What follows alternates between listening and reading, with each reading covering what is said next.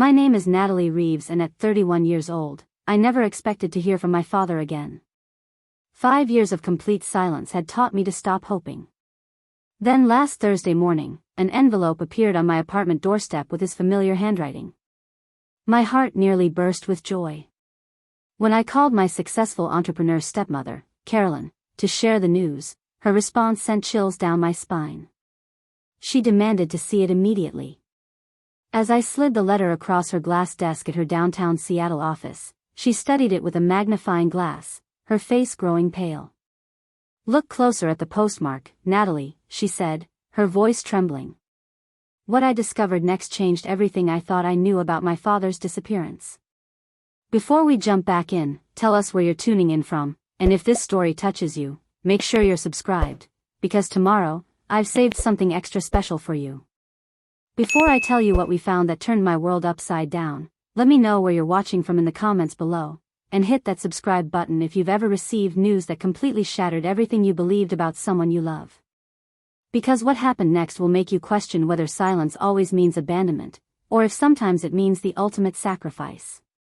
I had built what I thought was a fulfilling life for myself in Portland, Oregon.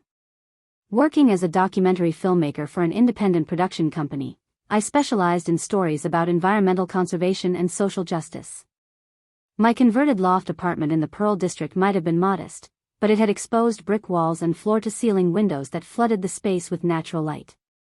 I had earned recognition in my field, particularly for a series about water rights disputes that had won several film festival awards. The irony that my career focused on uncovering hidden truths wasn't lost on me, considering the mystery that had consumed my personal life for half a decade. My stepmother, Carolyn Hartwell, had been my anchor since I was 16. A self-made tech entrepreneur who had built her cloud security company from a garage startup into a multi-million-dollar enterprise, she possessed the kind of sharp intelligence and unwavering determination that had always inspired me. She insisted I work summer internships during high school, apply for my own scholarships, and forge my own path despite her considerable resources. "Independence isn't handed to you, Natalie," she would remind me often. "It's earned through your own choices and effort." While Carolyn was a constant, reliable presence in my life, my father David had been anything but consistent. Dad struggled with depression and anxiety for as long as I could remember, which contributed to my parents' bitter divorce when I was 8 years old. Mom died in a car accident when I was 14, leaving me devastated and adrift. That's when Carolyn, who had been dating my father for 2 years, stepped up in ways that went far beyond what anyone could have expected from a girlfriend. She legally adopted me when I turned 16, becoming the mother figure I desperately needed. The relationship between my father and Carolyn had always been complicated. Dad felt intimidated by her success and financial independence, constantly worried that he could never measure up to her achievements. His freelance photography work was sporadic and unpredictable, leading to frequent arguments about money and responsibility. Carolyn would offer practical advice and even business opportunities, but Dad interpreted her help as criticism of his capabilities. "I've worked for everything I have," Carolyn would say during their heated discussions. "David simply refuses to commit to anything long enough to see results." Their fundamental incompatibility became impossible to ignore. Dad would start ambitious projects, then abandon them halfway through when the initial excitement wore off. Meanwhile, Carolyn built systems, followed through on commitments, and expected the same level of reliability from those around her. The final breaking point came 5 years ago, just before my 26th birthday celebration. Dad arrived 3 hours late to the dinner reservation Carolyn had made at an upscale waterfront restaurant, claiming his car had broken down. But I could smell alcohol on his breath, and his explanations kept changing throughout the evening. When Carolyn quietly suggested that maybe Dad should consider getting professional help for his drinking and depression, he exploded. "You think your money gives you the right to diagnose me?" Dad shouted across the white tablecloth, his voice carrying to nearby tables. "You've turned my own daughter against me with your corporate mentality and your need to control everything around you." Carolyn remained calm, her voice steady but firm. "I've done nothing but support both of you. I've been there for Natalie when you were too overwhelmed to be present. I'm her father." Dad slammed his palm against the table, making the wine glasses shake. But you've made her think she doesn't need me because you can provide everything better than I can.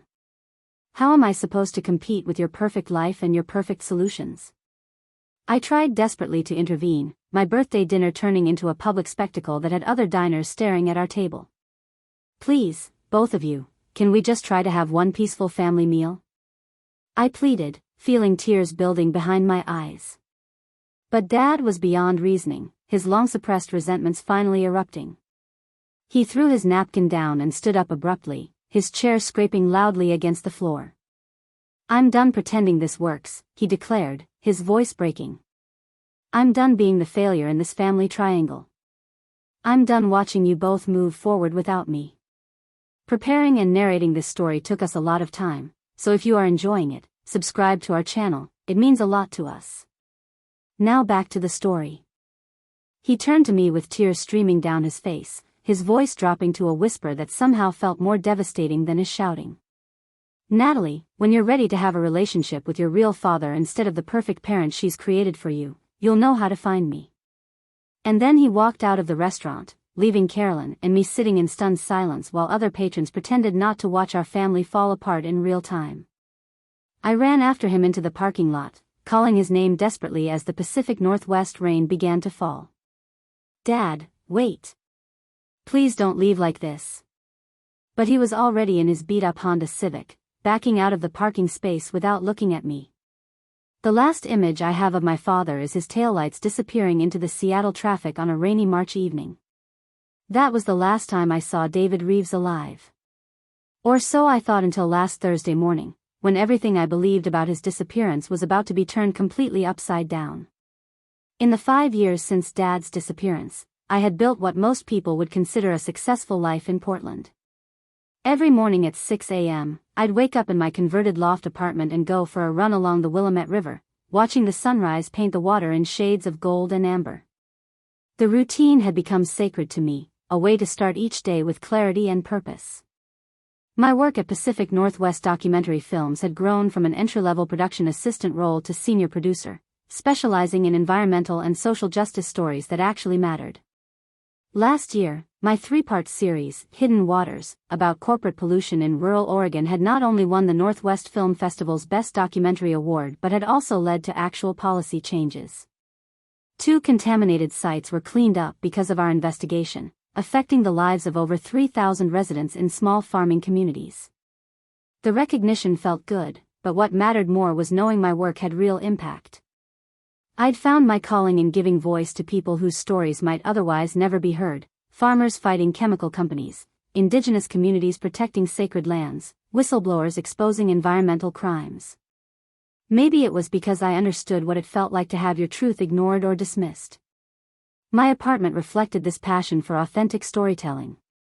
The exposed brick walls were lined with framed photographs from my various documentary projects: a weathered fisherman holding up oil-stained nets, children playing in a community garden built on former industrial wasteland, an elderly woman standing defiantly in front of bulldozers threatening her family's century-old farm. Each image represented a story that had changed me in some way. The space wasn't luxurious by any means.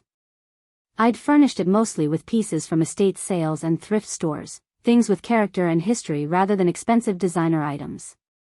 My editing setup occupied one corner: 3 large monitors, professional audio equipment, and shelves lined with hard drives containing hundreds of hours of footage. This was where the real magic happened, where raw interviews and scattered scenes became compelling narratives that could move people to action. Financially, I was stable but not wealthy. Documentary filmmaking isn't exactly a lucrative field, but I'd learned to live within my means.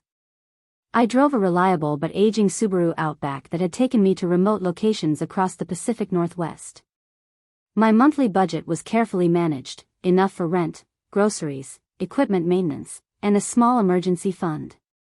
Carolyn had offered to help with expenses numerous times, but I'd inherited enough pride to insist on making my own way. My social life revolved around a close circle of fellow filmmakers, environmental activists, and journalists who shared my passion for meaningful work over material success. Friday nights often meant gathering at someone's apartment to screen rough cuts and offer feedback, or heading to the local microbrewery to decompress after particularly intense shooting schedules. These weren't superficial friendships built on convenience, they were relationships forged through shared purpose and mutual respect. Dating had been challenging. Most relationships fizzled out when potential partners realized that I might disappear for weeks at a time to film in remote locations, or that I was more likely to spend a weekend editing footage than going to wine tastings or shopping. I'd had a few serious relationships over the years, but nothing that lasted more than 8 months. The pattern was always the same: initial attraction to my independence and passion, followed by frustration with my unpredictable schedule and emotional intensity. "You're married to your work," my friend Jasmine had told me last year after my relationship with a software engineer named Tyler ended. She wasn't wrong, but I'd rather be alone than compromise my sense of purpose. Besides, I had learned early that people could disappear from your life without warning, so investing everything in romantic relationships felt like setting myself up for inevitable heartbreak. My relationship with Carolyn had evolved into something deeper than typical step-parent dynamics. We spoke every Sunday evening, sharing updates about work, discussing current events, and occasionally touching on more personal topics. She'd never tried to replace my mother, but had instead carved out her own unique role in my life, part mentor, part friend, part family. Her cloud security company, Secure Vault Technologies, had grown into a major player in the cybersecurity field, employing over 200 people across 3 offices. Despite her success, Carolyn remained remarkably grounded. She still drove her modest Tesla Model S that was now 4 years old, lived in the same craftsman-style house in Seattle's Capitol Hill neighborhood that she'd owned since before she'd met my father, and maintained close friendships with people from all walks of life. Her philanthropy focused on education and technology access for underserved communities, work that aligned with my own values around social justice. Our Sunday calls had become a cornerstone of my week. She'd update me on her latest business challenges, ask about my current projects, and occasionally share stories about her travels or new restaurants she'd discovered. These conversations rarely mentioned Dad directly, but his absence was always present in the subtext. Neither of us had heard anything from him since that terrible night at the restaurant 5 years ago. I'd stopped actively searching for him after the first year. Private investigators, social media monitoring, even hiring a skip tracer, nothing had yielded any useful information. David Reeves had effectively vanished, leaving behind only questions and the lingering ache of unresolved conflict. I'd learned to carry that uncertainty like a weight I couldn't put down but had grown accustomed to bearing. My therapy sessions with Dr. Rachel Kim had helped me process the complex emotions around Dad's disappearance. Anger, guilt, sadness, and relief all coexisted in an uncomfortable emotional mixture. Part of me was relieved not to worry constantly about his mental health or whether his latest crisis would disrupt my life. But that relief came with its own burden of guilt. What kind of daughter feels better with her father gone? Healing doesn't require his presence, Dr. Kim had reminded me countless times. You can forgive him and move forward without needing him to validate your experience. I'd made peace with that reality, or at least I thought I had, until Thursday morning when everything changed. The morning routine had been exactly the same as always: run along the river, shower, coffee, check emails while reviewing yesterday's footage. I was deep into editing interviews for a new project about urban farming when my doorbell rang at 9:47 a.m. The delivery driver handed me a small package with no return address, just my name and address written in handwriting I would recognize anywhere, even after 5 years of silence. Standing there in my doorway, package in hand, I felt the carefully constructed stability of my life suddenly shift beneath my feet. The man I'd learned to live without had somehow reached across 5 years of silence to disrupt the peace I'd worked so hard to achieve. This was the moment that would change everything I thought I knew about my father's disappearance, and about the life I'd built in his absence. My childhood with David Reeves had been a series of highs and lows that left me constantly unsure of what version of my father I would encounter on any given day. When he was good, he was magical, the kind of dad who would wake me up at dawn to photograph the morning mist over Lake Washington, who taught me to see beauty in abandoned buildings and forgotten corners of the city, who could make even grocery shopping feel like an adventure. Dad was a freelance photographer specializing in architectural and landscape work, though his artistic vision often clashed with commercial demands.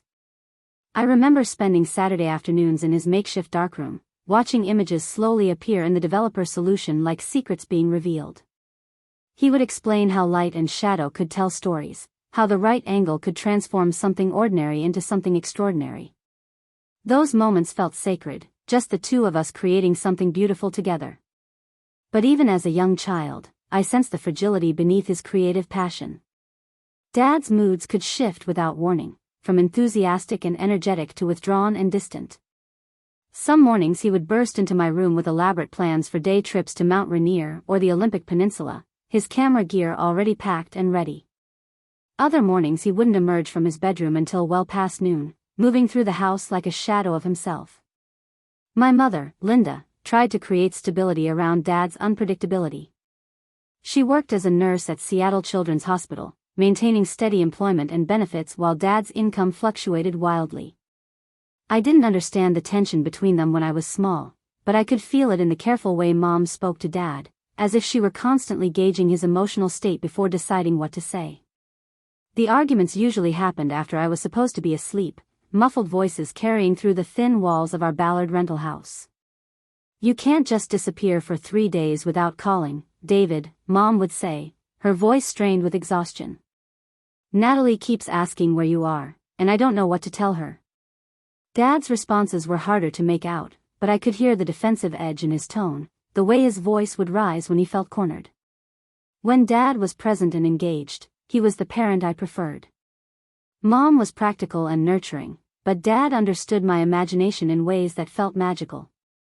He would take me on what he called photo walks through different Seattle neighborhoods, teaching me to notice architectural details and hidden murals. We would create elaborate stories about the people who lived in the houses we passed, inventing entire fictional worlds based on garden decorations or window arrangements. "Every picture tells a story, Natalie," he would say, adjusting his camera settings while I peered through the viewfinder of an old film camera he'd given me. "But the photographer decides which story gets told." I was probably 8 years old when he said that, but something about those words stuck with me, maybe even planted the seeds of my future career in documentary filmmaking. The divorce proceedings when I was 8 were messy and painful, though my parents tried to shield me from the worst of it. What I did understand was that Dad's mental health struggles had become impossible for Mom to manage while working full-time and raising a child. The final straw came when Dad disappeared for a week during one of his depressive episodes, leaving Mom to handle everything alone while frantically trying to locate him. "Your father is sick, honey," Mom explained to me one evening as we sat on my bed, her nurse's training helping her find age-appropriate words for complex adult problems. "He has something called depression, which makes it very hard for him to take care of himself sometimes. That doesn't mean he doesn't love you, but it does mean that Mommy needs to make some changes so we can both be safe and happy." The custody arrangement allowed Dad's supervised visitation rights, acknowledging both his love for me and the reality of his limitations as a consistent caregiver. Some weekends he would show up energetic and full of plans, taking me to the Pike Place Market or the Seattle Center, his camera always in hand as we documented our adventures. Other weekends he would cancel at the last minute, leaving me waiting by the window in my jacket and shoes, my small overnight bag packed with disappointment. Mom met Carolyn when I was 10, and I could see immediately why they were drawn to each other. Where Mom was gentle and nurturing, Carolyn was dynamic and solution-oriented. Where Mom sometimes seemed overwhelmed by life's complexities, Carolyn approached challenges with strategic thinking and unwavering confidence. They complemented each other in ways that made our small family feel more stable and complete. Carolyn was already successful when she entered our lives, having built her cybersecurity company from the ground up after earning her computer science degree from the University of Washington. But success hadn't made her arrogant or disconnected from regular people's struggles. She genuinely cared about Mom's nursing career, asking detailed questions about her work and offering to help with everything from resume writing to professional networking. When Carolyn started dating Mom, she included me naturally in their relationship without trying to replace Dad or overstep boundaries. She would ask about my school projects, help with homework when I needed it, and gradually became someone I could depend on in ways that felt different from but equally important as my relationship with my parents. The tragedy that changed everything happened on a rainy Tuesday evening in November when I was 14. Mom was driving home from a late shift at the hospital when another driver ran a red light, hitting her car at full speed. She died instantly, according to the police report, though it took me years before I could read those details without falling apart completely. Dad's response to Mom's death revealed both his capacity for love and his limitations as a caregiver. He showed up at the hospital within an hour of the accident, holding me while I cried and handling the initial paperwork and arrangements with surprising competence. For about 2 weeks, he seemed to rise to the occasion, staying in our house, making sure I ate meals and got to school, dealing with insurance companies and funeral arrangements. But the weight of single parenthood combined with his own grief proved too much. By the 3rd week, I could see him struggling. He would start sentences and forget how to finish them. He would stand in the kitchen holding a coffee mug, staring at nothing for minutes at a time.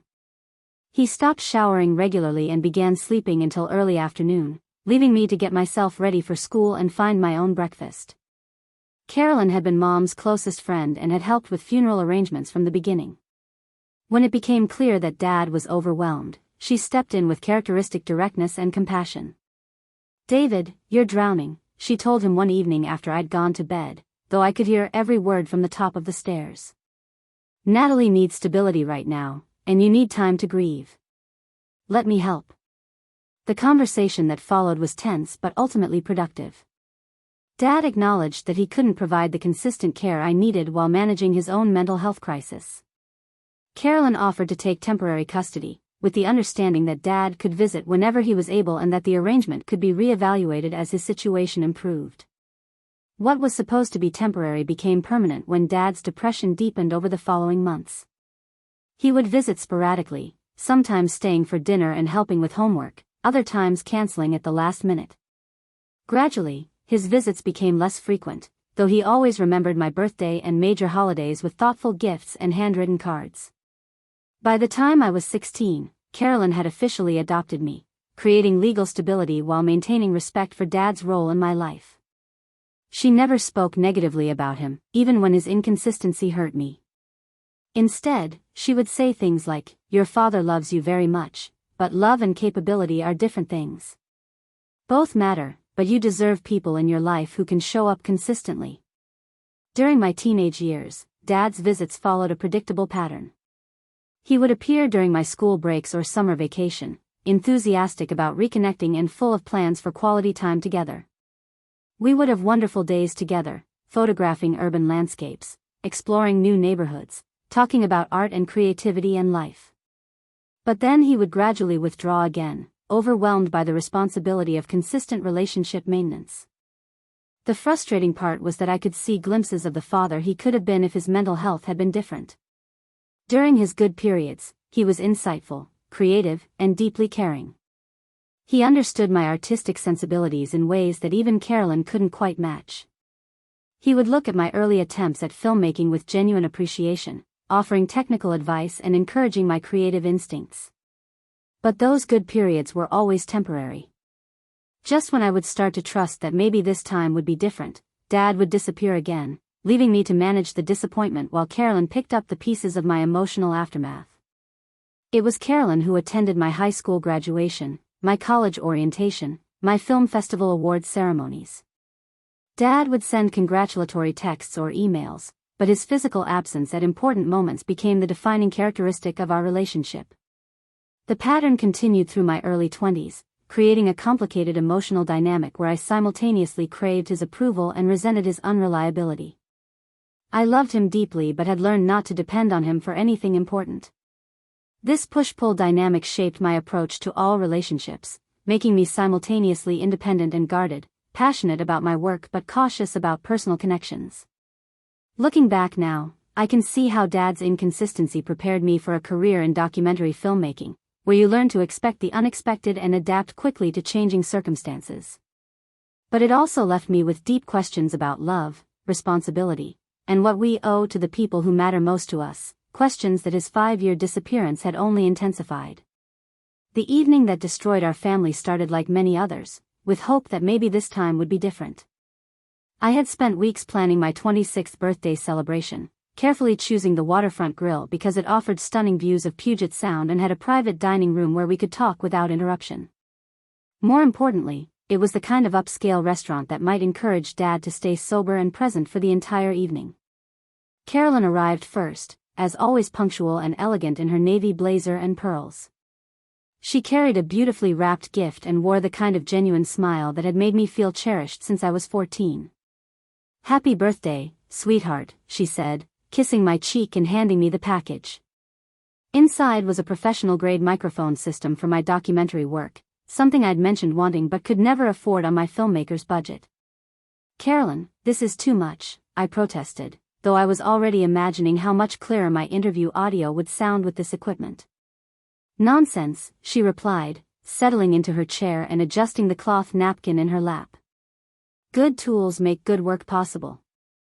Besides, your latest documentary about the homeless shelter funding cuts was exceptional. You deserve recognition and support." We ordered appetizers and wine, falling into easy conversation about my current projects and her company's latest cybersecurity innovations. The private dining room felt warm and intimate, with floor-to-ceiling windows overlooking Elliott Bay. Ferries moved slowly across the dark water, their lights twinkling like earthbound stars. Everything was perfect except for the empty chair across from us, where Dad was supposed to be sitting. By 7:30, our reservation time, there was still no sign of him. Carolyn checked her phone discreetly while I stared out the window, trying to manage my disappointment. This was the pattern I'd grown up with: anticipation followed by excuse-making followed by the hollow ache of being let down by someone who claimed to love me. "Maybe we should order," Carolyn suggested gently. "He might join us for the main course." I nodded, though we both knew that if Dad wasn't here by now, something had gone wrong. The waiter brought our salads and refilled our wine glasses while I tried to focus on Carolyn's stories about her recent business trip to Silicon Valley. She was describing a particularly amusing meeting with venture capitalists when my phone buzzed with a text from Dad. "Running late. Car trouble. Be there soon. Sorry, baby girl." The nickname he'd called me since childhood made my chest tight with conflicting emotions. Part of me wanted to believe him, to hold on to the possibility that we could still salvage this evening. But another part of me, the part that had been disappointed too many times, already knew how this would end. "He's coming," I told Carolyn, showing her the message. "Car trouble." She nodded without comment, but I could see the skepticism in her eyes. Carolyn had witnessed too many of Dad's excuses over the years to take them at face value.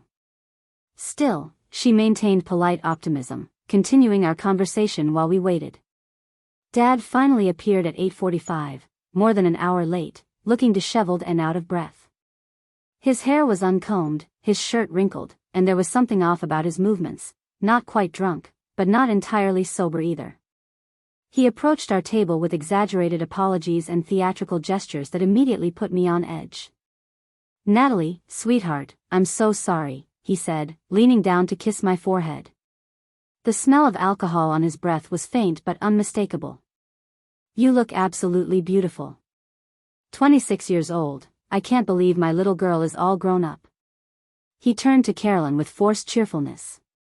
"Carolyn, thank you for taking such good care of our girl. You look lovely as always." Carolyn smiled politely but didn't return his enthusiasm. "Hello, David. We're glad you could make it." Dad settled into his chair with unnecessary fanfare, immediately launching into an elaborate explanation about his car breaking down on Aurora Avenue, how he'd had to wait for a tow truck, how his phone had died so he couldn't call, how he'd taken 2 buses and walked 6 blocks to get here. The story was detailed and passionate, but something about it felt rehearsed, like he'd been practicing his excuses during the journey. "The important thing is that you're here now," I said, trying to inject warmth into my voice despite my growing unease. "Should we order you something? The salmon is supposed to be excellent." Dad waved his hand dismissively. "I'm not really hungry. Maybe just a drink to catch up with you ladies." He signaled the waiter and ordered a whiskey neat, which made my stomach clench. If he was already drinking and now ordering more alcohol, this evening was heading toward disaster. For the next 20 minutes, Dad dominated the conversation with increasingly animated stories about his recent photography projects. He described shooting a wedding in Tacoma where the bride's family had gotten into a fistfight, a corporate headshot session where the CEO had shown up intoxicated, and a landscape shoot on the Olympic Peninsula where he'd gotten lost for 6 hours. The stories were entertaining but manic, delivered with the kind of excessive energy that usually preceded Dad's emotional crashes. Carolyn and I exchanged glances across the table, both recognizing the warning signs but unsure how to intervene without escalating the situation. "Dad, maybe you should order some food," I suggested when he paused to take another sip of whiskey. "You've been talking for a while. You must be hungry." "I told you, I'm not hungry," he replied, his tone sharper than necessary. "I'm fine." Can't a father celebrate his daughter's birthday without being micromanaged? The word micromanaged hung in the air like an accusation. I could feel the conversation shifting into dangerous territory, the familiar dynamic where Dad's defensiveness would spiral into resentment and blame. Carolyn cleared her throat diplomatically. "David, maybe we could talk about Natalie's recent success with her documentary work. She won an award last month for her piece about environmental justice in rural communities. It was a peace offering, an attempt to redirect Dad's attention towards something positive. But instead of responding with pride or curiosity, Dad's expression darkened. "Oh yes, Natalie's award," he said with bitter emphasis. "Another achievement made possible by your generous support, I'm sure. The equipment, the connections, the opportunities that money can buy." "Dad, that's not fair," I protested. "I worked incredibly hard on that project. I spent months researching, interviewing people, editing footage." "I'm not saying you didn't work hard," he interrupted, his voice rising slightly. "I'm saying your work happens in a context of privilege that most people don't have access to. Do you think you would have won that award if you'd been working with borrowed equipment and no professional connections?" The accusation stung because it contained a grain of truth that I'd always been sensitive about. Carolyn's support had made my career possible in ways that Dad's erratic presence never could have. But hearing him weaponize that reality on my birthday felt like a betrayal. "David, that's enough," Carolyn said firmly. "This is Natalie's celebration. If you have issues with me, we can discuss them privately later." "Issues with you?" Dad's laugh was harsh and bitter. "Oh, I have issues, all right. I have issues with the way you've systematically replaced me in my daughter's life. I have issues with the way you use your money to make me irrelevant." The other diners in the restaurant were starting to notice our table, their conversations becoming quieter as Dad's voice grew louder. I could feel my face burning with embarrassment and anger. "Carolyn didn't replace you," I said, my voice trembling with emotion. "You replaced yourself. Every time you disappeared, every time you canceled plans, every time you chose your problems over being present for me." Dad turned to face me directly, his eyes bright with tears and fury. "I have been fighting battles you don't even know about, Natalie. Depression, anxiety, financial stress. I've been trying to get my life together so I could be the father you deserve. For 26 years? I shot back. How much time do you need? How many missed birthdays and graduations and important moments do you get before I'm allowed to stop waiting for you to figure it out?" The words came out harsher than I'd intended, but 5 years of accumulated disappointment and resentment were pouring out of me. Dad recoiled as if I'd slapped him, his face crumpling with pain. "You don't understand the pressure," he said, his voice breaking.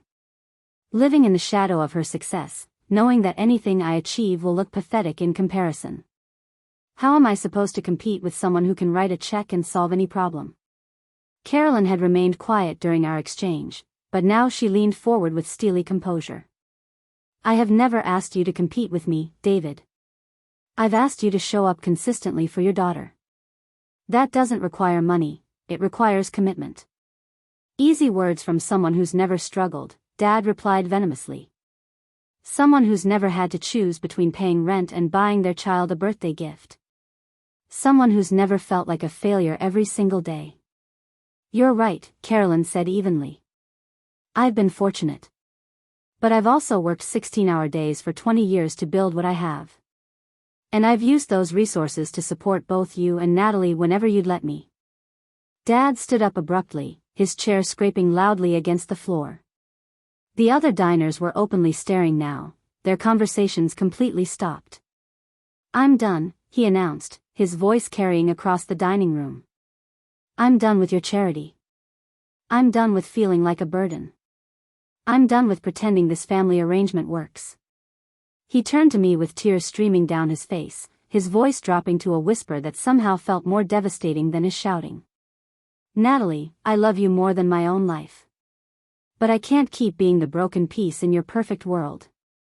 When you're ready to have a relationship with your real father instead of the grateful recipient of her generosity, you'll know how to find me. And then he walked out, leaving Carolyn and me sitting in stunned silence while the entire restaurant watched our family fall apart in real time. I wanted to run after him, to fix whatever had broken, to find some way to bridge the gap between his pain and our reality. But I was frozen in my chair, overwhelmed by the magnitude of what had just happened. That was the last time I saw David Reeves, though I didn't know it at the time. That was the moment when our family fractured completely, when love and pain and pride collided in ways that seemed impossible to repair. That was the night that taught me that sometimes the people who love us most are also the people who hurt us deepest, and that good intentions aren't always enough to heal the wounds we carry. Standing in my doorway that Thursday morning, staring at the package with Dad's familiar handwriting, I felt the same rush of conflicting emotions I'd experienced 5 years ago at that restaurant. Hope battled with skepticism, love wrestled with self-protection, and underneath it all was the persistent ache of missing someone who had chosen to disappear from my life. I carried the package inside with trembling hands, setting it on my kitchen counter next to my half-finished cup of coffee. The brown paper wrapping was slightly weathered, as if it had traveled a long distance or been handled many times before reaching me. My name and address were written in the slanted script I remembered from childhood birthday cards and school lunch notes, but something about the writing felt different in a way I couldn't immediately identify. For several minutes, I just stood there staring at it, afraid that opening it might somehow shatter the fragile possibility that Dad had finally reached out to reconnect. What if the contents were disappointing? What if this was just another excuse or explanation that left me feeling more confused than before? After 5 years of silence, what could he possibly have to say that would justify the pain he'd caused? Finally, I took a deep breath and carefully unwrapped the package. Inside was a white envelope, a faded photograph I didn't recognize, and a small carved wooden owl, the kind of intricate work Dad used to create during his better periods. The owl was beautiful, with delicate feather details and wise-looking eyes that seemed to stare directly at me. Attached to its base was a tiny piece of paper with coordinates written in pencil. The photograph showed Dad standing next to a rustic cabin surrounded by pine trees, mountains visible in the background. He looked thinner than I remembered, his hair longer and streaked with more gray, but he was smiling genuinely for the camera.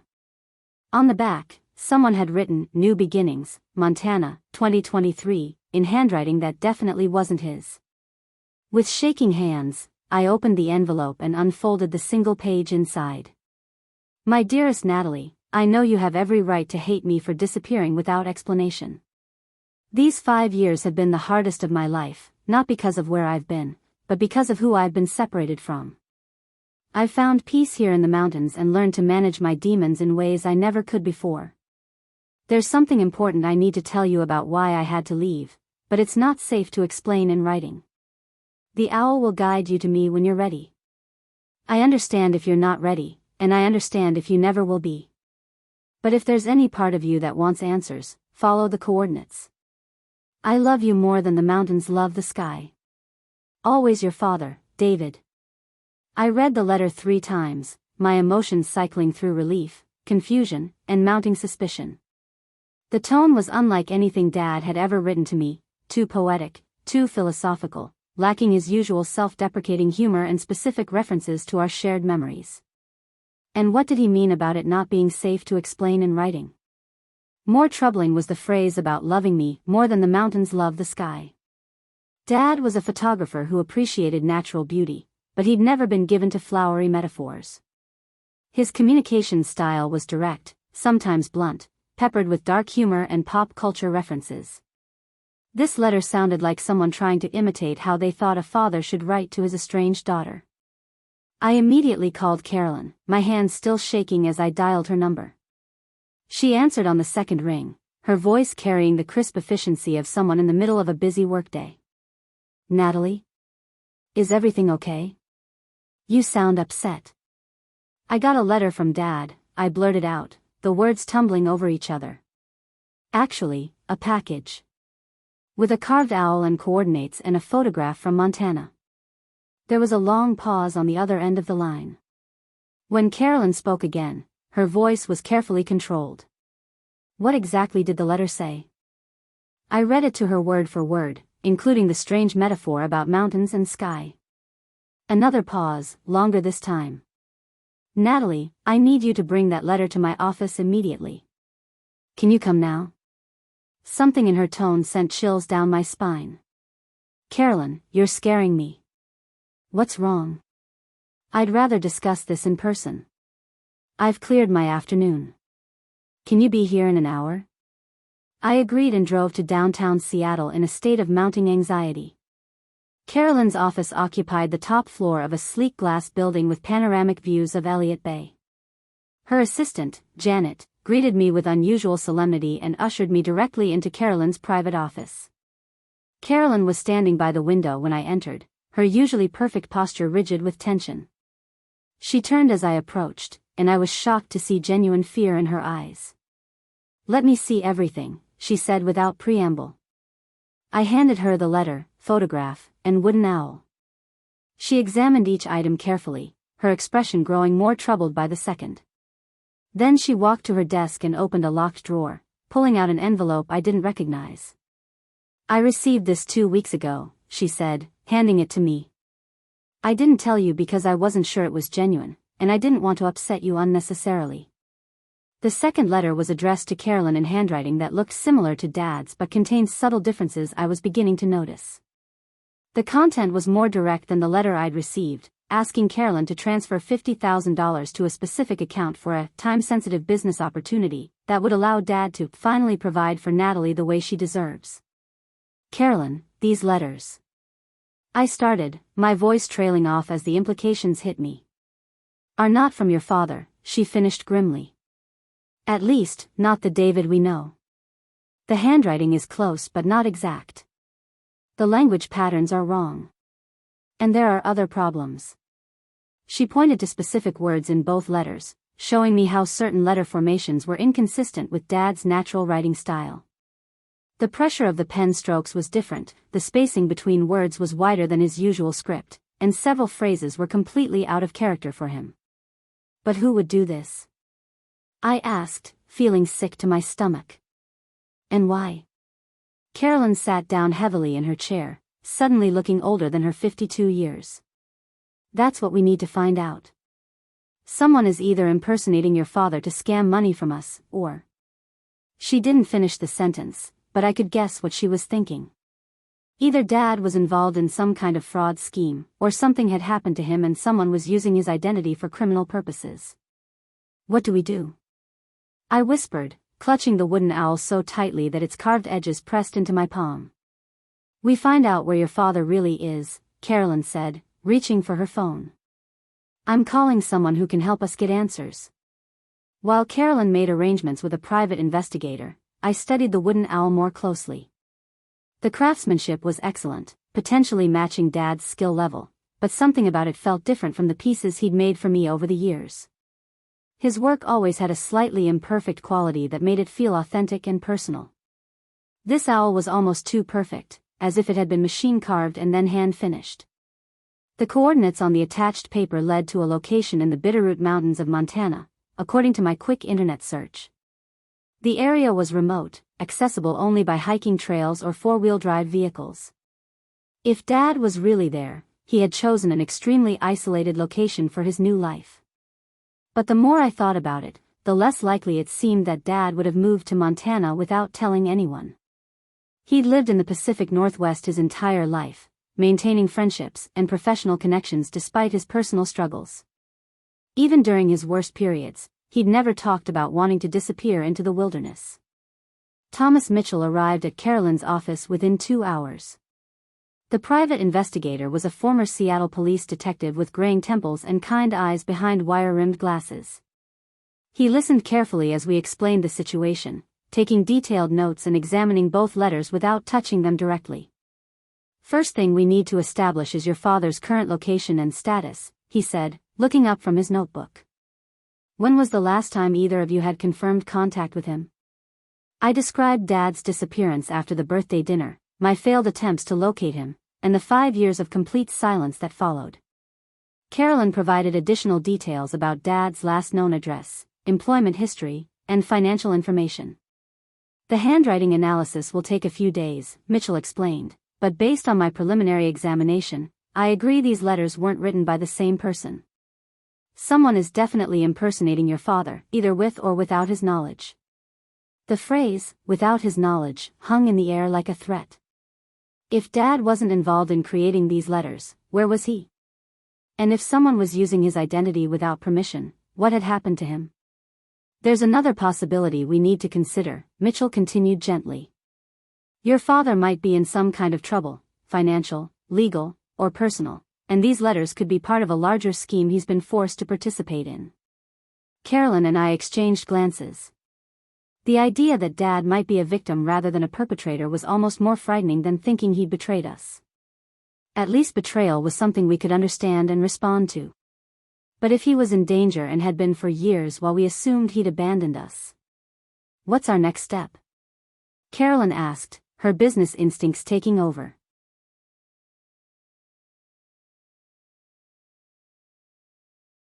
I start by tracking David's movements from 5 years ago to the present, Mitchell replied. Bank records, credit reports, employment history, medical records if possible. I also need to investigate who might have access to samples of his handwriting and personal information about your family. As Mitchell gathered information and prepared to leave, I found myself staring out Carolyn's office windows at the Seattle skyline. Somewhere out there, my father was either living a new life he'd chosen not to share with us, or he was in trouble and had been for years while we nursed our wounds and assumed the worst about his character. For 5 years, I believed that Dad had chosen his pride and resentment over his love for me. I'd built a narrative where he was the selfish parent who couldn't handle being a secondary figure in my life, who'd walked away rather than do the hard work of rebuilding our relationship. But what if that narrative was completely wrong?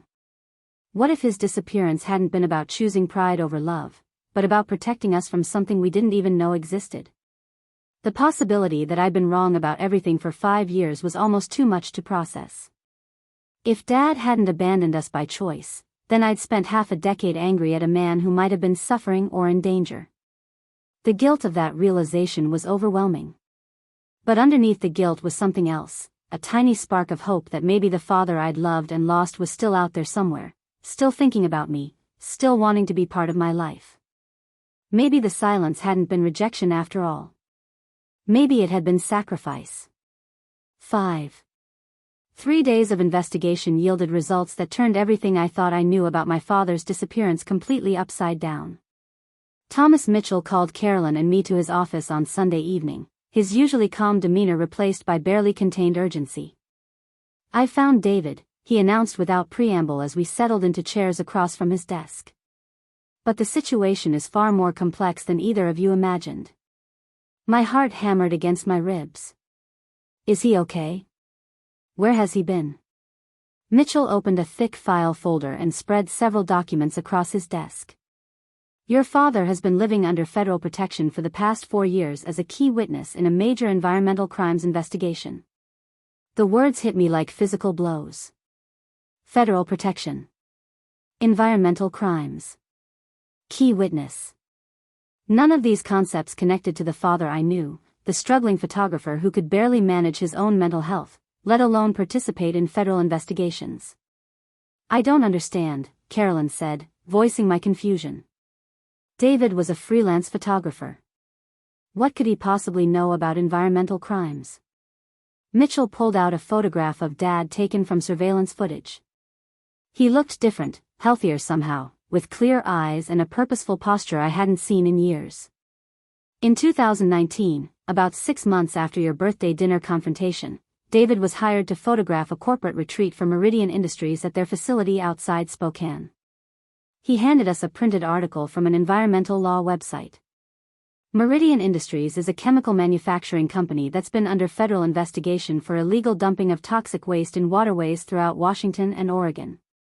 The investigation has been ongoing for 7 years, but they've never been able to gather sufficient evidence for prosecution. What does this have to do with Dad? I asked, though a terrible understanding was beginning to form in my mind. During the corporate retreat, your father accidentally photographed something he wasn't supposed to see, Mitchell continued. He was taking candid shots of executives during what he thought was a team-building exercise near the Spokane River. What he actually captured was a clandestine meeting between Meridian's CEO, Richard Hawthorne, and several government officials who had been secretly protecting the company from environmental enforcement. He showed us enlarged prints of Dad's photographs. In the background of what appeared to be casual outdoor shots, we could clearly see men in business suits exchanging briefcases next to industrial pipes that were obviously discharging waste directly into the river. David initially didn't realize the significance of what he'd captured, Mitchell explained. He processed the photos normally and delivered them to Meridian as contracted. But when he saw news reports about dead fish appearing downstream from that exact location 2 weeks later, he put the pieces together. Carolyn leaned forward, her business instincts engaged. So he took the evidence to the authorities? Eventually, yes. But first he tried to handle it himself. He approached Meridian directly, hoping to resolve the situation quietly. That's when he learned how dangerous these people really were. Mitchell pulled out a police report dated 18 months after Dad's disappearance. David filed this report with the FBI after receiving death threats and discovering that someone had broken into his apartment. By then, he'd already been in hiding for several months, moving between motels and staying with old photography contacts who wouldn't ask questions. The timeline was becoming clear, and it made me sick to think about what Dad had endured alone. While I'd been nursing hurt feelings and assuming he'd abandoned us out of selfishness, he'd been running for his life because he'd tried to do the right thing. The FBI convinced him to enter witness protection, Mitchell continued. Not the full federal program, but a modified arrangement where they relocated him and provided new identity documents while building their case. David insisted on maintaining some independence, so they set him up with a cabin in rural Montana under the name Daniel Rivers. Daniel Rivers, I whispered, remembering the signature on the fake letter. Someone had known about Dad's protected identity. The investigation has been proceeding slowly because Meridian has connections throughout state and federal government, Mitchell explained. Several officials who should have been enforcing environmental regulations were actually being paid to look the other way. David's photographs provided the first concrete evidence of this corruption, but gathering additional proof has taken years. Carolyn was studying the documents with the focused intensity she brought to complex business problems. If David has been in witness protection, who sent these fraudulent letters? And how did they know about his alias? Mitchell's expression darkened. That's where this gets dangerous. 3 weeks ago, someone leaked information about federal witnesses in the Meridian case. We don't know who, but David's protected identity was compromised. The FBI moved him to a more secure location, but by then, someone was already impersonating him to target you both. Why target us? I asked, though I was beginning to understand. Because Richard Hawthorne and his associates know that if David's credibility as a witness is destroyed, their chances of avoiding prosecution increase dramatically. What better way to discredit him than to make it appear he's involved in fraud schemes targeting his own family? The strategy was diabolically clever. If the fake letters had succeeded in extracting money from Carolyn, or if I'd followed the coordinates to some remote location where I could be harmed, the resulting scandal would have painted Dad as either a criminal or a man whose family feared him enough to accuse him of crimes. There's more, Mitchell said grimly. The wooden owl you received contained a tracking device. Someone wanted to monitor your movements, possibly to determine if you were going to meet with David or cooperate with federal authorities. I dropped the carved owl onto the desk as if it had burned me. The beautiful craftsmanship I'd admired was just camouflage for surveillance equipment. Someone had been watching me for days, monitoring my conversations, tracking my location. We need to contact the FBI immediately, Carolyn said, her voice sharp with controlled anger. This is witness intimidation and family harassment. I already have, Mitchell replied. Agent Rebecca Torres from the Organized Crime Task Force is coordinating with the Environmental Crimes Unit. They want to meet with both of you tomorrow morning. The rest of the evening passed in a blur of phone calls, security arrangements, and emotional processing that left me feeling completely overwhelmed. Everything I'd believed about the past 5 years was wrong. Dad hadn't abandoned us, he'd been protecting us by staying away. His disappearance wasn't about pride or resentment, it was about preventing the people threatening him from using us as leverage. But the revelation that vindicated Dad also created new fears. If criminal organizations were willing to impersonate him and target his family, how far would they go to protect their secrets? And if they'd already compromised his witness protection, how could we be sure he was safe now? That night, I couldn't sleep. I kept thinking about Dad alone in some remote cabin, knowing that dangerous people were using his identity to threaten the daughter he'd sacrificed everything to protect. How many nights had he lain awake wondering if we were safe? How many times had he wanted to call but forced himself not to for our own protection? The guilt was overwhelming. For 5 years, I'd held on to anger and resentment toward a man who'd been living in exile to keep me safe. I'd convinced myself that he was selfish and unreliable when he was actually demonstrating the most profound kind of love, the willingness to disappear from my life rather than put me at risk. But alongside the guilt was something else, a fierce determination to finally understand the whole truth and to do whatever was necessary to bring Dad home safely. I'd spent my career documenting environmental crimes and corporate corruption through my documentary work. Now I discovered that my own father had been fighting the same battles, at much greater personal cost than I'd ever imagined. The next morning, Agent Torres arrived at Carolyn's office with a team of federal investigators. She was a sharp-eyed woman in her 40s who spoke with the kind of precise authority that came from years of building complex criminal cases. Your father's testimony is crucial to prosecuting not just Meridian Industries, but a network of corrupt officials who have been enabling environmental crimes throughout the Pacific Northwest, she explained. The evidence he provided has already led to sealed indictments against 12 individuals, including a state environmental regulator and 2 federal EPA administrators. When can we see him? I asked immediately. Agent Torres exchanged glances with her colleagues. That's complicated. David's security has been compromised, and we're still identifying how extensive the leak was. Contact with family members creates additional risks for everyone involved. But he doesn't even know we understand what really happened, I protested. He probably thinks we believe those fake letters came from him. He might think we're angry at him for asking for money or trying to manipulate us. We've been able to send limited communications assuring him that you're both safe and that you understand the letters were fraudulent, Agent Torres replied. But direct contact isn't possible until we've neutralized the immediate threats. Carolyn leaned forward. What threats specifically? How immediate?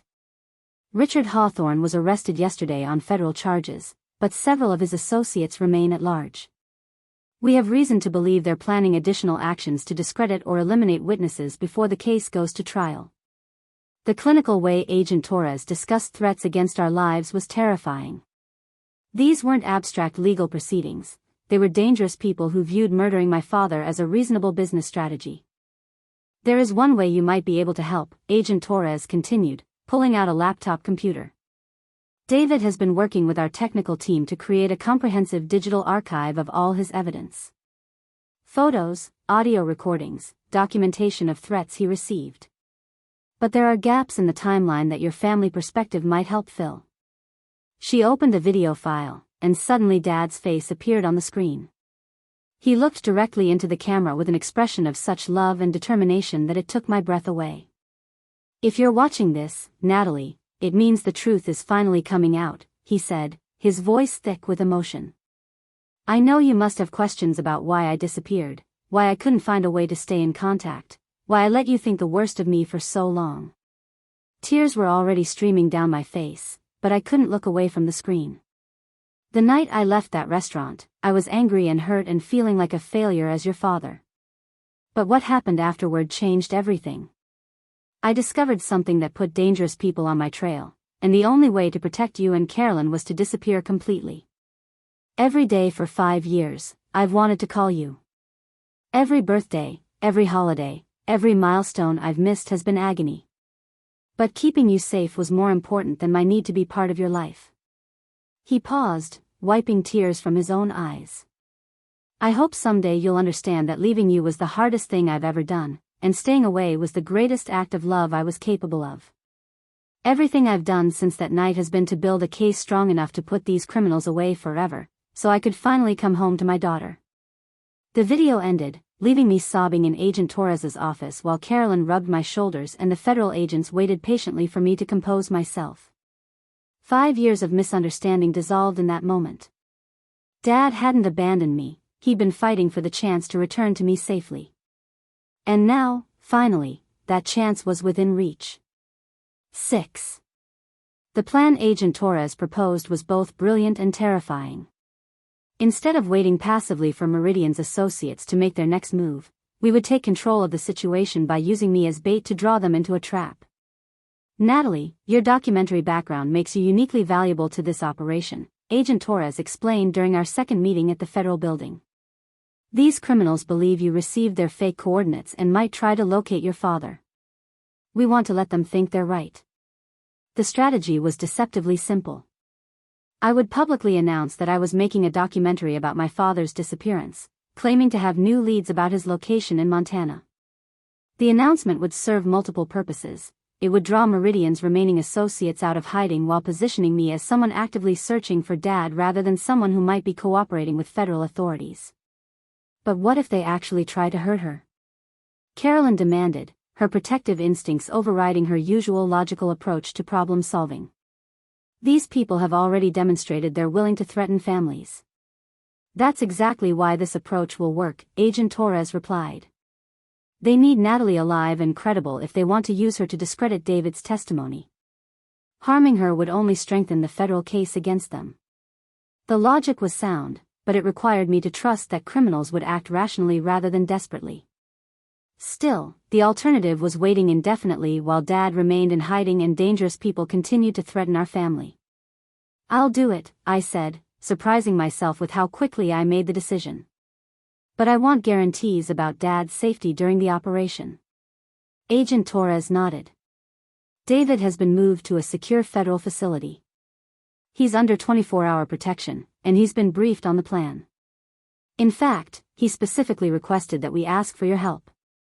The idea that Dad trusted me enough to participate in a federal sting operation filled me with pride and determination. For 5 years, he'd protected me by staying away. Now I could protect him by drawing his enemies into the open. We spent 3 days crafting the perfect documentary proposal. Using my real credentials and industry connections, I announced a new film project about environmental whistleblowers and the personal costs of exposing corporate crimes. I scheduled interviews with environmental lawyers, posted social media updates about traveling to Montana for research, and even contacted local film offices about shooting permits. The response was immediate and exactly what we'd hoped for. Within hours of my first social media post, unknown numbers began calling my phone. Someone started following my car during my daily runs. My email inbox filled with messages from people claiming to have information about Dad's location, each one more suspicious than the last. They're taking the bait, Agent Torres confirmed during a briefing at her downtown Seattle office. We've identified at least 4 individuals conducting surveillance on you, including 2 with direct connections to Richard Hawthorne's inner circle. The most promising lead came through my documentary work email. Someone claiming to be a concerned citizen offered to provide exclusive information about David Reeves in exchange for a private meeting. The message included details about Dad's photography equipment and personal habits that only someone with inside knowledge could have known. This is our target, Agent Torres said, showing us the sender's information. The email traces back to Leonard Vasquez, Hawthorne's former head of security. He disappeared when Hawthorne was arrested, but he's been trying to tie up loose ends before fleeing the country. Vasquez proposed meeting at a remote location near Snoqualmie Falls, supposedly to hand over documents that would help me locate Dad. The choice of location was perfect for our purposes, isolated enough that Vasquez would feel secure, but accessible enough for federal agents to establish comprehensive surveillance. He's probably planning to kidnap you, Agent Torres explained matter-of-factly. Either to use as leverage against David or to stage some kind of accident that would discredit your father's character. But we'll have agents positioned throughout the area, and you'll be wearing both audio and video recording equipment. Carolyn insisted on being part of the backup team, despite Agent Torres's initial reluctance to involve civilians in federal operations. Natalie is my daughter in every way that matters, she said firmly. I'm not sitting in some office while she puts herself at risk for people I've never met. The morning of the operation, I woke before dawn with a mixture of excitement and terror coursing through my veins. This was the most important documentary I'd ever made, except the stakes were my father's life rather than film festival awards. Agent Torres fitted me with recording equipment disguised as standard filmmaker gear, microphones that looked like lavalier mics, cameras hidden in what appeared to be backup battery packs, and a GPS tracker embedded in my documentary equipment bag. If something went wrong, they would know my exact location and have audio-visual evidence of whatever happened. Remember, your goal is just to keep Vasquez talking, Agent Torres instructed as we drove toward the meeting location. Don't try to be heroic. Get him to admit what they've been doing, then let us handle the arrest. Snoqualmie Falls was spectacular in the early morning light, with mist rising from the cascading water and old-growth trees creating natural cathedral spaces around the viewing areas. Under different circumstances, it would have been exactly the kind of location Dad would have loved to photograph. Vasquez was waiting near the main overlook, exactly as described in his message, tall, lean, wearing a baseball cap and hiking gear that looked too new to be authentic. He smiled when he saw me approaching, but the expression didn't reach his eyes. Ms. Reeves? Thank you for coming. I know this is unusual, but what I have to tell you about your father requires absolute privacy. I adjusted my position to ensure the hidden cameras had clear sight lines while activating the audio recording system. I appreciate you reaching out. Any information about my father would be incredibly valuable for my documentary. Your documentary, Vasquez repeated, his smile becoming more predatory. Yes, I've been following your social media posts about that. Very interesting project. Though I wonder if you really understand what kind of man your father has become. The phrasing was clearly designed to plant seeds of doubt about Dad's character. I forced myself to look curious rather than suspicious. What do you mean? David Reeves isn't the struggling photographer you remember, Vasquez continued, moving closer in a way that made me instinctively step back. He's been involved in some very serious criminal activities. Extortion, fraud, conspiracy. The reason he disappeared wasn't shame about your family dinner, it was because he was about to be arrested. Every word was a lie designed to destroy Dad's credibility as a federal witness. I kept my expression neutral while my hidden recording equipment captured every syllable. That's hard to believe, I said carefully. Do you have proof of these accusations? I have documentation that will shock you, Vasquez replied, pulling out a thick envelope. Financial records showing payments from environmental criminals, correspondence about illegal activities, even photos of your father meeting with known felons. He held the envelope just out of my reach, clearly intending to use it as leverage for whatever came next. But before I can share this evidence, I need certain assurances from you. What kind of assurances?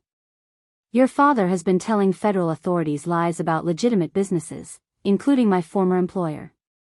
If those lies continue, innocent people will go to prison while the real criminals, like your father, escape justice.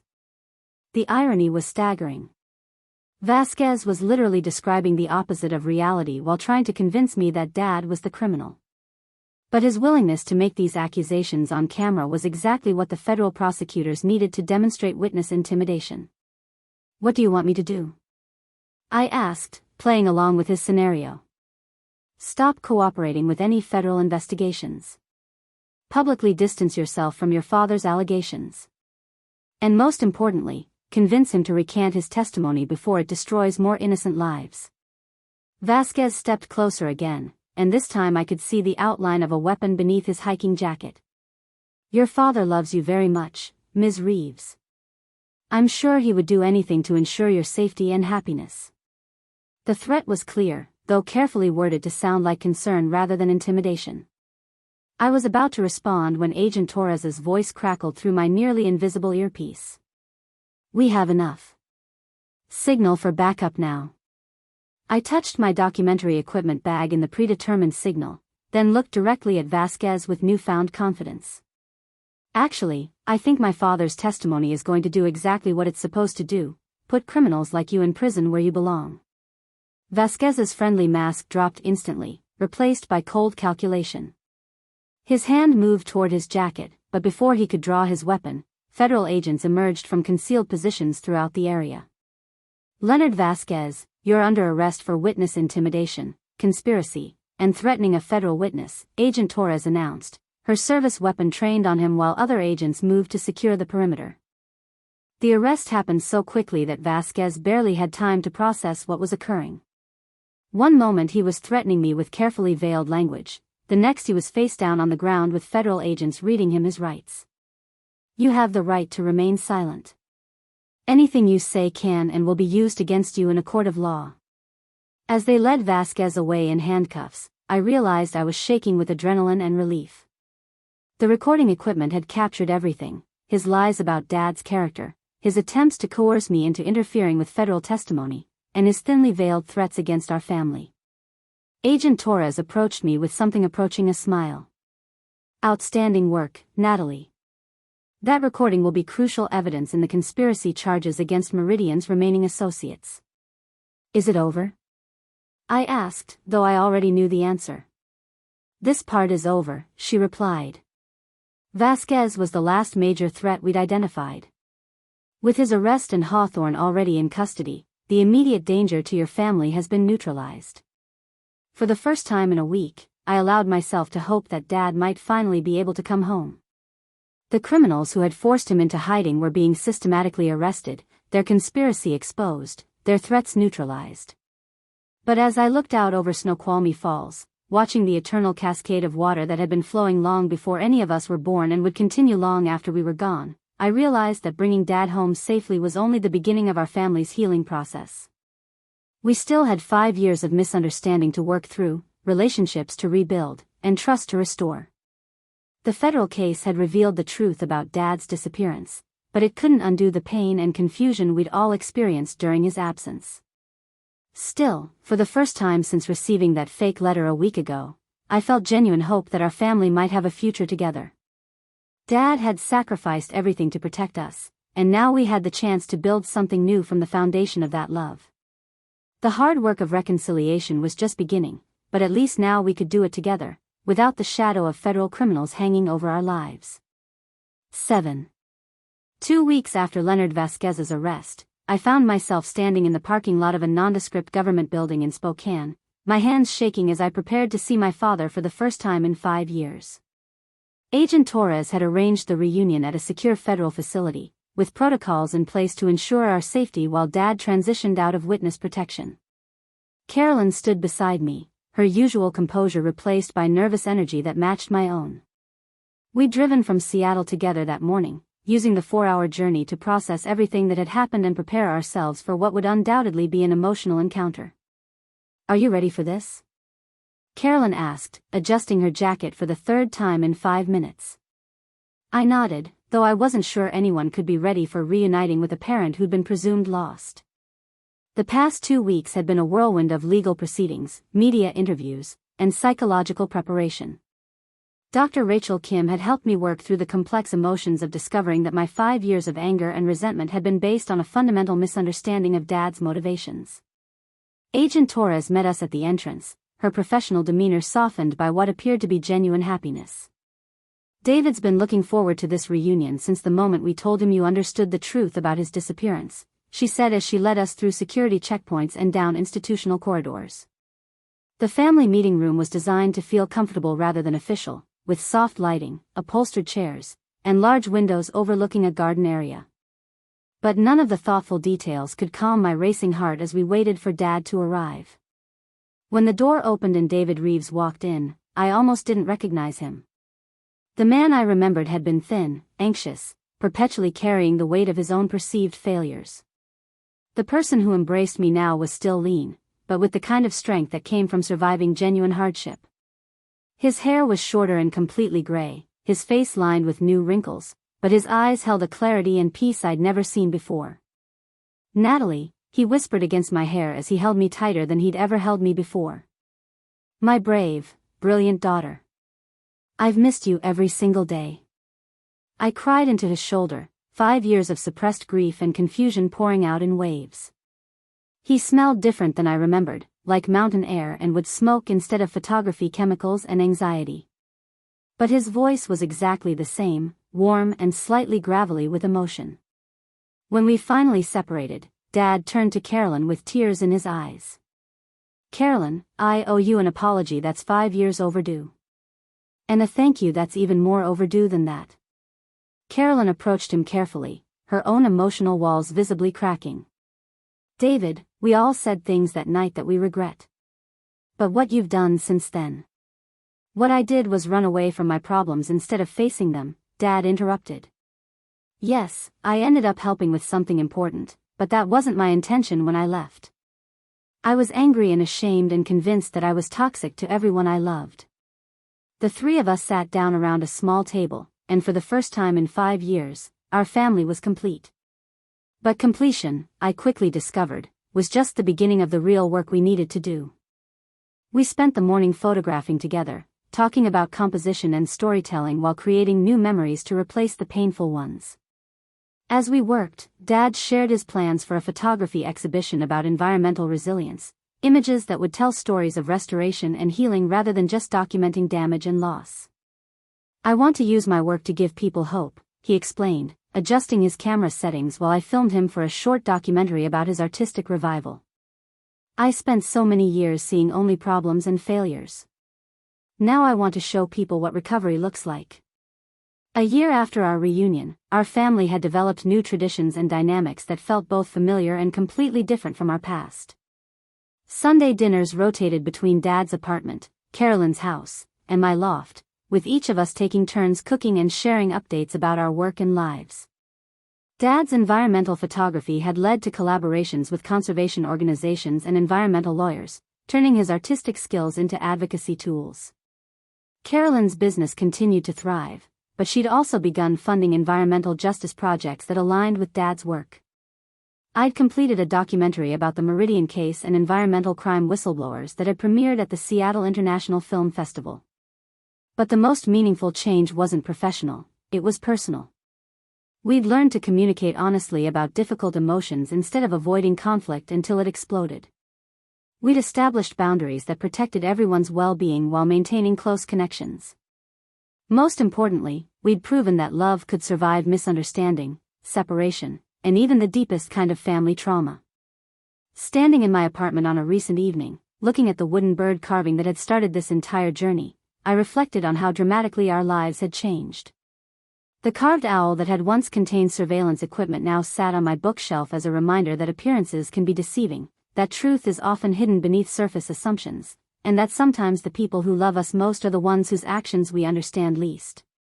The past year had taught me that healing isn't about forgetting painful experiences or pretending they didn't happen. It's about understanding those experiences differently, finding meaning in suffering, and using that understanding to build stronger, more authentic relationships. Dad's 5-year disappearance would always be part of our family story, but it was no longer the defining element.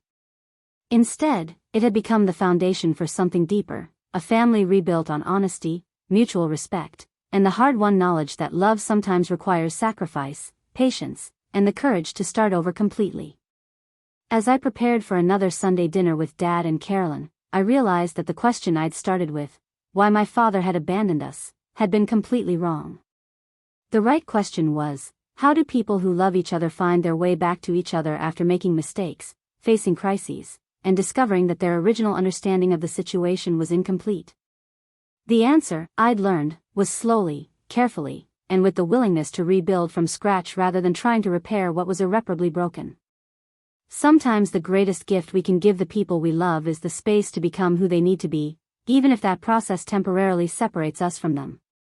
And sometimes, if we're very lucky, that separation becomes the foundation for a reunion that's stronger than anything we could have built on the original relationship. Our family was living proof that it's possible to find each other again, even after the longest silences, and that the journey back to each other can be the most important story of all. Up next, you've got 2 more standout stories right on your screen. If this one hit the mark, you won't want to pass these up. Just click and check them out.